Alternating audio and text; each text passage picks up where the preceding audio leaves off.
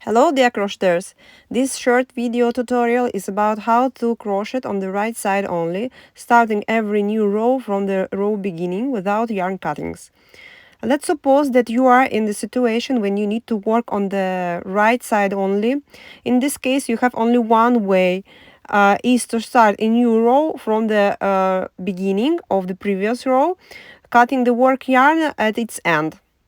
I believe that it's not the best way. That's why today I share with you another method that I used in my latest back pattern.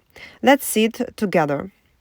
This method consists in the yarn fixing at the row end and starting a new row from the beginning. You do not need to cut the work yarn, but you place it on the wrong side of the work and hide it between stitches of the row. Let me show you how it works. As you see, I have already finished the row and I have the last stitch only. First of all, I need to fix my work yarn at the row end. For this, I make the last stitch longer enough to be able to pass the yarn ball through it, like this. Then I pull the work yarn tight, making a little knot that fixes the work yarn at the end. Okay. Now my work yarn is fixed, and I place the work yarn in such a way on the wrong side, like this. And then I just need to start the next row from the beginning. Okay, I work in a single crochet stitches. Obviously, you can work in another pattern. I just make the first stitch, the second, the third, and so on. As you see, during the work, I hide the piece of the work yarn left on the wrong side between stitches. So later I will show you that it becomes invisible on the wrong side as well.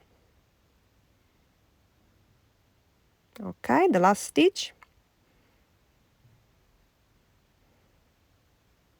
Okay, now let me show you the wrong side, and as you see, there is no other yarns and there is nothing. So the method is easy. You just need to repeat this procedure as many times as you need. Again, let's do it together. One more time. You make the last stitch longer enough to be able to pass the yarn ball through it. You pull it tight to forming a little knot and fixing the work yarn. Then you place the work yarn like this in such a way on the wrong side. Pay attention that it's not very tight, and you just start the next row from the beginning. So you have to continue repeating this procedure, starting every row from the beginning, as many times as it's necessary, according to your pattern. Okay, one, and the last stitch. Okay.